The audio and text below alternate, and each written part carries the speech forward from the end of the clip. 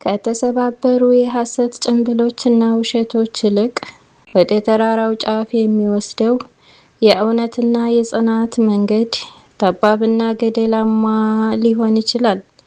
ብቻህን የምትራመድበት ከባድ ፈተናዎች ያሉበት መስመር ቢሆንም፣ በእውነትህ የጀመርከው መንገድ ሁልጊዜም ቢሆን ወደ ብርሃን፣ ወደ ነፃነትና ወደ እውነተኛ የህይወት ስኬት ይመራሃል።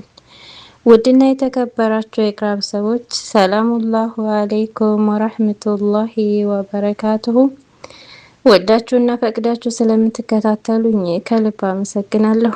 በዛሬው ትረካይ የተሰበረው የአባት አደራና የህይወት እውነት በሚል ርዕስ ብቅ ብያለሁ። የተሰበረው የአባት አደራና የህይወት እውነት። አንድ አባት ልጁን ህይወት ሊያስተምረው ፈለገና ውብ የሆነ አዲስ የሸክላ ስኒ ሰጠው። ከዚያም እንዲህ አለው፣ ልጄ ይህንን ስኒ በጣም ተንከባከበው። አንዴ ከተሰበረ መጠገን ቢቻልም ስንጥቁ ግን ለዘላለም ይኖራል። አንዴ ቀድሞውም ፍጹም አይሆንም። ልጁም አደራውን ለመጠበቅ ቢሞክርም ከቀናት በኋላ ሲኒውን በስህተት ጥሎ ሰበረው። ልጁ በጣም አዘነ። አባቱም ስኒውን አየና፣ አየህ ልጄ፣ ስኒውን ብጠብቀውም ስንጥቁ ይታያል። ቡና ስትሞላበትም ከመፍሰሱ አያግደውም። ከዚህ በኋላ አባቱ ዋናውን የህይወት ትምህርት ሰጠው። በህይወትህ የምትወዳቸውን ሰዎች አትስበር፣ መተማመኛቸውንም አታጥፋ። የልብ ስንጥቅ ከሸክላው ስንጥቅ የበለጠ አደገኛ ነው። አንዴ ከቀዘቀዘና ከተሰበረ ምንም አይነት ይቅርታ የቀድሞውን ፍጹም ፍቅር መመለስ አይችልም። አንዴ ከተሰበረ ፈጽሞ እንደ ቀድሞው ሊሆን አይችልም። አንዳንዶች ግንኙነቶች ልክ እንደዚህ ናቸው። እስቲ ራሳችንን እንጠይቅ። አንዴ ስንሰበር፣ መተማመን ሲጠፋ፣ ወይም በግንኙነታችን ውስጥ ስንጎዳ ልክ እንደ ቀድሞው መሆን እንችላለን ወይ? በህይወታችን ውስጥ ብዙ ሰዎችን እንወዳለን፣ እንተማመናለን፣ ህይወታችንንም ከእነሱ ጋር እንጋራለን። ነገር ግን አንዳንድ ጊዜ በሚፈጠሩ አለመግባባቶች ስንጣላ ወይም ከልባችን ስንጎዳ ልክ በምስሉ ላይ እንዳለችው ውብ የስኒ ሰባሪ እንሆናለን። የመጀመሪያው ስንጥቅ በፍቅር ውስጥ የመጀመሪያው ከባድ ጉዳት ወይም ውሸት ሲፈጠር ልክ እንደ ስኒው ስንጥቅ ነው።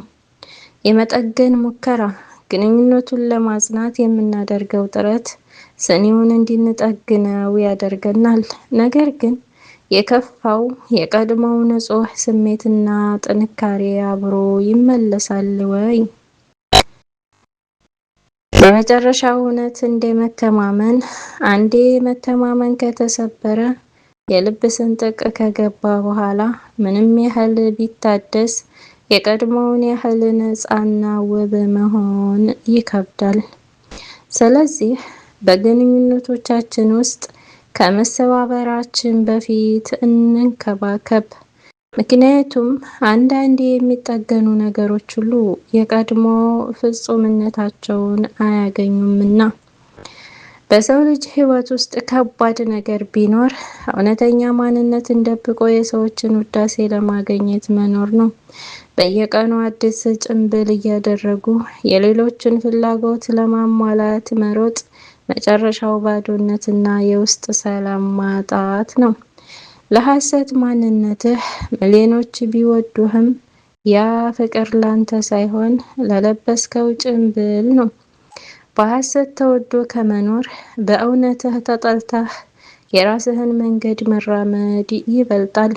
ምክንያቱም በሐሰት የሚገኝ ፍቅርና አድናቆት ጊዜያዊና የእስር ቤት ያህል የሚታፈን ሲሆን፣ በእውነት የሚገኝ አክብሮት ግን ዘላቂና ነፃነትን የሚያጎናጽፍ ነው። ከተሰባበሩት የሐሰት ጭንብሎችና ውሸቶች ይልቅ ወደ ተራራው ጫፍ የሚወስደው የእውነትና የጽናት መንገድ ጠባብና ገደላማ ሊሆን ይችላል። ብቻህን የምትራመድበት ከባድ ፈተናዎች ያሉበት መስመር ቢሆንም በእውነትህ የጀመርከው መንገድ ሁልጊዜም ቢሆን ወደ ብርሃን፣ ወደ ነፃነትና ወደ እውነተኛ የህይወት ስኬት ይመራሃል። ዛሬውኑ የሰዎችን ሁኔታ ለማግኘት ያደረግከውን የሐሰት ጭንብል አውልቀህ ጣል። ራስህን ሁን። በእውነትህና በጽናትህ የሚመጣው አክብሮት እንጂ በውሸት የሚመጣ ጊዜያዊ አድናቆት አያታልልህ። እውነተኛ ህይወት የሚጀምረው የራስህን ማንነት ለመኖር ደፍረህ የተራራውን መንገድ መራመድ ስትጀምር ነው።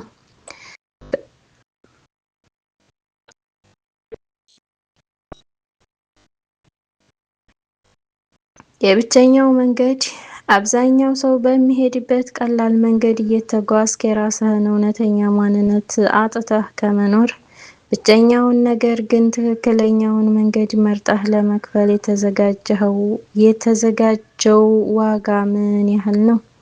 ብዙ ጊዜ የሰው ልጅ የሚጓዘው አብዛኛው ህዝብ በሚሄድበት መንገድ ነው። ምክንያቱም ያ መንገድ ደህና ይመስላል። ሰው ስለበዛበት ብቻ አስተማማኝና ትክክል መስሎ ይታያል።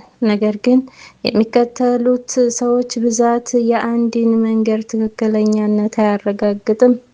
ብዙሃኑን መከተል ቀላል ነው። ከህዝቡ ጋር መቀላቀል፣ የሌሎችን ድምፅ ማስተጋባትና የሌሎችን ፍላጎት መኖር ምንም አይነት መስዋዕትነትን አይጠይቅም። ነገር ግን በዚያ ሂደት ውስጥ የራስህን እውነተኛ ማንነትና ዓላማ ታጣበታለህ።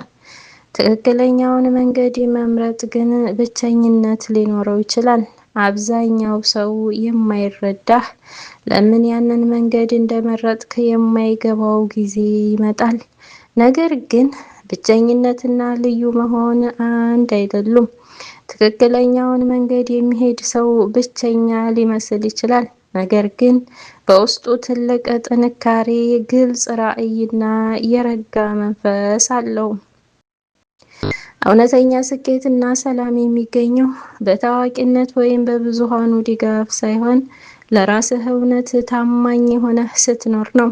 መንገድህ የራሳቸው ያልሆነ ሰዎች ሊጠራጠሩህ፣ ሊያንቋሽሹህ ወይም ሊፈሩህ ይችላሉ። አትሳሳት። አብዛኛው ሰው ስለተከተለው ብቻ ስህተት የሆነ መንገድ እውነት አይሆንም። ከህዝቡም መንጋ ተለይተህ ትክክለኛውን መስመር ለመያዝ ድፍረት ይኑርህ።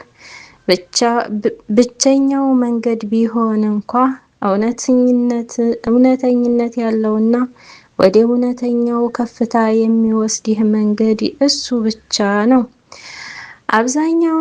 አብዛኛውን ህዝብ አትከተል።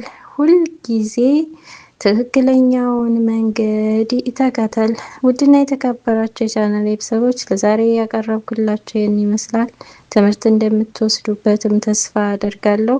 ቪዲዮውን ከወደዳችሁት ላይክ፣ ሼር፣ ሰብስክራይብ በማድረግ ቤተሰብ የሆኑ ሀሳብ አስተያየት ካላችሁ ኮመንት ላይ ያስቀምጡልኝ። በሌላ ቪዲዮ እስከምንገናኝ ፊ አማኒላህ ወሰላሙ አለይኩም ወራህመቱላሂ ወበረካቱሁ።